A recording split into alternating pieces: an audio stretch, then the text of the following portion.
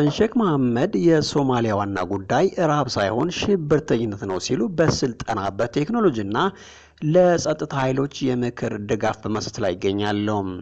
የሶማሊያው ፕሬዝዳንት ሐሰን ሼክ መሐመድ ቅዳሜ እንደተናገሩት ሀገራቸው በጸረ ሽብርተኝነት ላይ እየገሰገሰች ነው በማለት የቱርኪን ድጋፍ አጉልተዋል። መሐመድ በአንታሊያ ዲፕሎማሲ መድረክ ላይ ቱርክና ሶማሊያ በጋራ ጥቅም ላይ የተመሰረተ እውነተኛ አጋሮች ናቸው ብለዋል። ሶማሊያ አስቸጋሪ ጊዜያትን አሳልፋለች፣ ነገር ግን ሁኔታው ከመፍረስ ወደ ደካማነት መሸጋገሩን የገለጹት ሚኒስትሩ የመንግስት ተቋማት እስካሁን ሙሉ በሙሉ ያልዳበሩ ቢሆንም ከቅርብ ዓመታት ወዲህ ግን ከፍተኛ መሻሻል ላይ አሳይተዋል ብለዋል።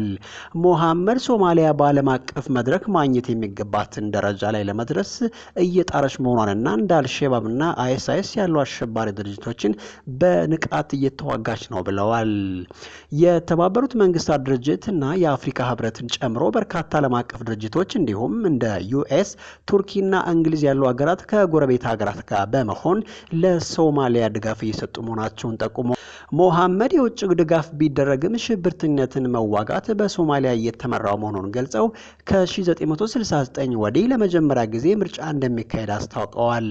ሶማሊያ በተባበሩት መንግስታት ድርጅት የጸጥታው ምክር ቤት የምስራቅ አፍሪካን ወክሎ መቀመጫ እንዳላትና የአረብ ሊግ አባል መሆኗን ጠቁመው አገሪቱ የሚገባትን ቦታ እንድታገኝ ያላቸውን እምነት አረጋግጠዋል። መሐመድ አሸባሪ ድርጅቶችም ዓለም አቀፍ አጀንዳዎችን ቢያራመዱም በሶማሊያ ባለፉት ሁኔታዎች ችግር መፍጠራቸውን ጠቁመዋል።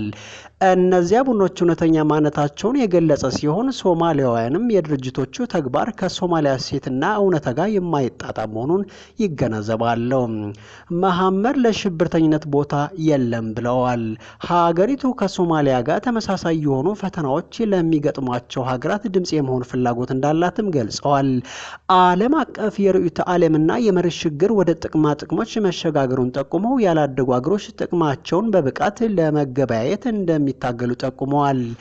መሐመድ ሶማሊያ ብሔራዊ ጥቅሟን ለዓለም አቀፉና ቀጠናዊ ኃይሎች እንዲሁም ለጎረቤት ሀገራት ጥቅሞቹን በድርድር ሁለቱንም ወገኖች በሚጠቅም መልኩ ስታስተላልፍ በንቃት ቆይታለች። ሶማሊያ ጠቃሚ ሀብቶች እንዳላትና ስትራቴጂካዊ ቦታ እንዳላት አስረድተዋል። ነገር ግን በመንግስታዊ ተቋማት ድክመት ምክንያት ሌሎች ተዋናኞች ብዙውን ጊዜ የሚያተኩሩት ለሶማሊያ በሚያበረክቱት ነገር ላይ ሳይሆን በማውጣት ላይ ነው። ዘላቂ ማሻሻያ እንደሚያስፈልግ ያጎሉት መሐመድ አክለውም ሶማሊያ የአፍሪካ ህብረት አካል እንደመሆኗ ወደ ራዕይ 2063 አጀንዳ በማምራት አፍሪካን ወደ አህጉራዊ ነጻ የንግድ ቀጠና ለመቀየር እየሰራች ነው ብለዋል። በሶማሊያና በኢትዮጵያ መካከል ትስስር መሐመድ ሶማሊያና ኢትዮጵያ እንደ ጎረቤት ሀገራት ረጅምና ብዙ ጊዜ ግጭት የተሞላበት ታሪክ እንደሚጋሩም ጠቅሰው ይህ በጊዜ ሂደት ለሁለቱም መዳከም አስተዋጽኦ አድርጓል። በውጥረት ምክንያት በወታደራዊና በመከላከያ ጉዳዮች ላይ ከፍተኛ ትኩረት ተሰጥቶ መፈንቅለ መንግስትና አብዮት እንዲፈጠር ምክንያት ሆኗል ብለዋል። መሐመድ በሶማሊያና በኢትዮጵያ መካከል የተፈረመውን የአንካራ መግለጫ ለሁለቱም የተሻለ የወደፊት ሁኔታዎችን ለመቅረጽ ጠቃሚ እድል መሆኑን ገልጸዋል። ሁለቱ ወገኖች የጋራ ጉብኝትና የሀሳብ ልውውጥ ማድረጋቸውን ማክለዋል። ሁለቱ ሀገራትን የሚያሳትፍ ሌላ ስብሰባ በቱርኪ እንደሚካሄድ የጠቀሙት መሐመድ ድርድር እየተካሄደ ነው፣ ነገር ግን ሁለቱም ከአሁኑ በኋላ ግጭትን አይፈልጉም። በቱርክና ሶማሊያ መካከል ያለው ግንኙነት መሐመድ እንደ አውሮፓውያን አቆጣጠር በ2010 እና 2011 በሀገራቸው ላይ ከፍተኛ የሆነ ረሃብ መከሰቱና ይህም ከፍተኛ የህይወት መጥፋትና ለደህንነት ተግዳሮቶች አስተዋጽኦ አድርጓል ብለዋል። ችግሮች ቢያጋጥሟቸውም የወቅቱ ጠቅላይ ሚኒስትርና የወቅቱ ፕሬዝዳንት ሪክ ማቻር ኤርዶጋንን ከቤተሰቦቻቸውና ከካቢኔ ጋር በመሆን ሶማሊያን ጎብኝተው ሶማሊያ በቀላሉ የምትገኝ እንጂ የምትጠፋ ቦታ እንዳልነበረች ለዓለም አሳይተዋል። መሐመድ ሶማሊያ ዋና ጉዳይ ረሃብ ሳይሆን ሽብርተኝነት መሆኑን ጠቁመው የቱርኪ ድጋፍ ለጸጥታ ኃይሎች የስልጠና የቴክኖሎጂና የማማከር እገዛን አበርክተዋል። ቱርኪ ከሶማሊያና ከኢትዮጵያ ጋር በጣም ጠንካራ ግንኙነት እንዳላቸው ገልጸው አንካራ በተለያዩና አስቸጋሪ ጊዜያት ሁሉንም ትደግፋለች ብለዋል። ሞሐመድ የፍልስጤምን ጉዳይ ሞራላዊና ሃይማኖታዊ ኃላፊነት መሆኑን ጠቅሰው ሶማሊያም በጉዳዩ ላይ ምንም አይነት ድርድር እንደማትሰጥ አሳውቀዋል። ሰላማዊ የሁለት ሀገር መፍትሄ ማምጣት አስፈላጊ መሆኑን አሳስበዋል። እንደ አውሮፓውያን አቆጣጠር በ1991 በአንድ ወገን ከሶማሊያ ነጻ መሆኗን ባወጀችው ሶማሌላንድ ውስጥ ፍልስጤማውያንን ለማቋቋም እቅድ አለ ተብሎ ስለሚታሰበው የይገባኛል ጥያቄ ሲናገሩ ክልሉ የሶማሊያ አካል ነው ብለው ሶማሌላንድ የሶማሊያ አካል ነች። ማንም ሰው የፍልስጤም ህዝብን በመሬታቸው ምትክ ተብሎ ወደ ሶማሊያ ቀርቦ አያውቅም። እንደ መፍትሄ አንመለከተውም። አንድ ሰው እውቅና አለማግኘት አይደለም፣ ነገር ግን ፍልስጤምን ከገዛ መሬታቸው በማውጣት ወደ ሌላ ህዝብ መሬት የማስገባት ሀሳብ መፍትሄ እንደሆነ አይታየኝም ብለዋል። ይህ በእንዲህ እንዳለ እስራኤል በፈጸመችው የአየር ጥቃት በጋዛ ከተማ የሚገኘው ሆስፒታል በከፊል መውደሙን የሐማስ ጤና ሚኒስቴር ገለጸ። በማህበራዊ ሚዲያ ላይ የተለቀቀው ተንቀሳቃሽ ምስል ባለ 2 ፎቅ ሆስፒታል በሚሳኤል ከተመታ በኋላ በእሳት ሲያያዝ ይታያል። በአካባቢ የነበሩ ሰዎች በሆስፒታሉ ተኝተው የታከሙ የነበሩ ህሙማን ራሳቸውን ለማዳን ሲሸሹ ይታያል። የአይን ምስክሮች በአየር ጥቃት በጋዛ ከፍተኛ ትጥቅ የሆነው አልአህሊ ሆስፒታል የጽኑ ህሙማን እንዲሁም ቀዶ ሕክምና የሚካሄድባቸው ክፍሎች መውደማቸውን ተናግረዋል።